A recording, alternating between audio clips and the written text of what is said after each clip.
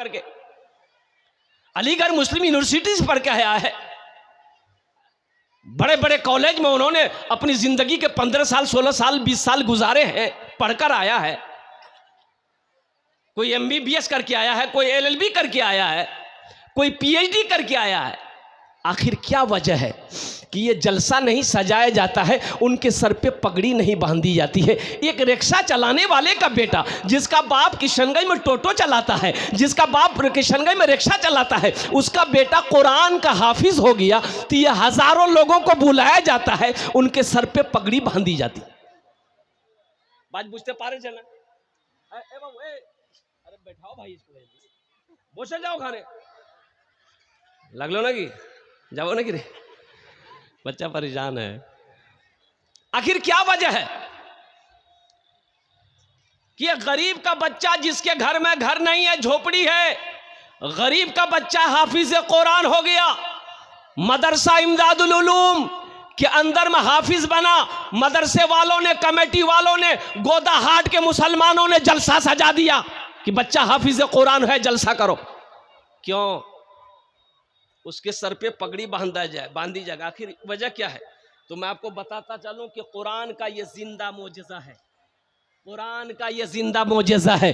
قرآن کہتا ہے جو مجھے اپنا لیتا ہے، جو مجھے سینے میں اتار لیتا ہے، جو مجھ سے محبت کرتا ہے، جو مجھ سے دل لگا لیتا ہے، جو مجھے تلاوت کرتا ہے، ہم اس کو زمین سے اٹھا کر آسمان کی بلندی پہ پہنچا دیتے ہیں۔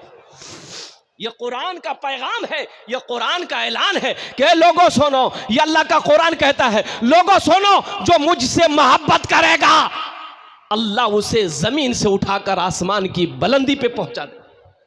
ماشاءاللہ، اللہ اس کو آسمان کی بلندی پہ پہنچا دے گا۔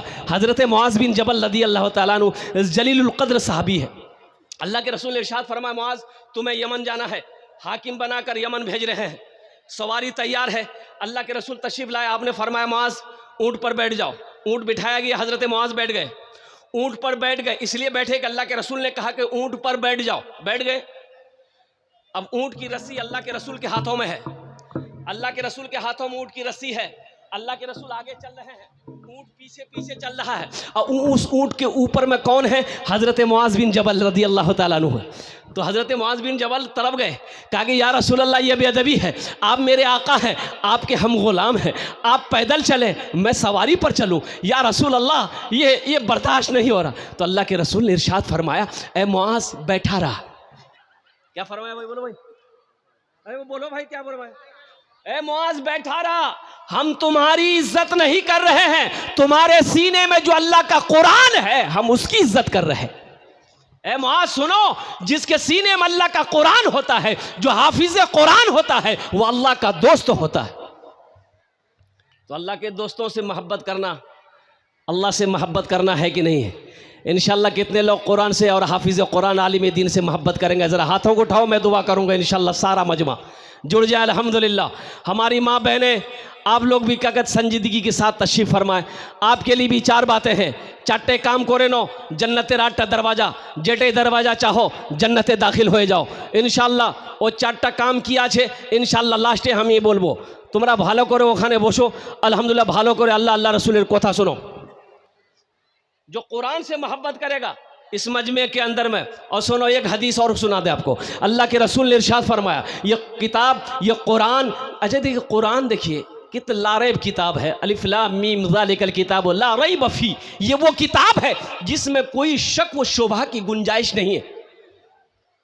अल्लाह के रसूल ने इरशाद फरमाया जो मुसलमान इस किताब को छुएगा अल्लाह छूने का सवाब दे देगा, और जो मुसलमान कुरान को देखेगा अल्लाह उसके गुनाहों को माफ कर देगा। सोचो तो सही, कुरान को देखोगे अल्लाह गुनाहों को माफ कर देगा, और कुरान को सुनोगे अल्लाह सवाब देगा, और जो कुरान को पढ़ेगा उसका क्या मकाम होगा। जिसने 30 पारे अपने सीने में उतारे हैं उनका मकाम क्या। एक हाफिज कुरान 10 आदमी को जन्नत में लेकर जाएगा। कितने को लेकर जाएगा बोलिए?